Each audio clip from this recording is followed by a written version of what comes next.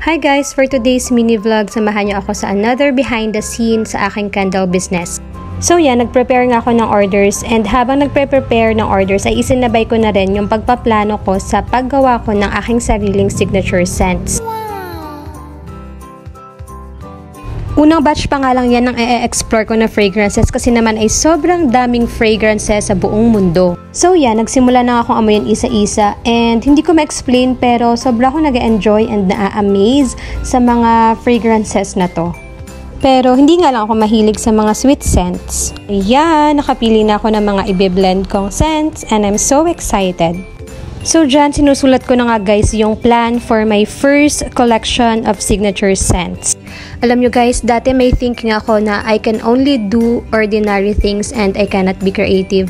Pero mali pala yun. Kasi lahat tayo ay created to do something, to produce something great that will benefit the world. Kaya yun, let's try to be creative. So yan, tapos na ako sa paggawa ng orders and bali lalagyan ko na lang ng sticker label. Thank you so much for watching!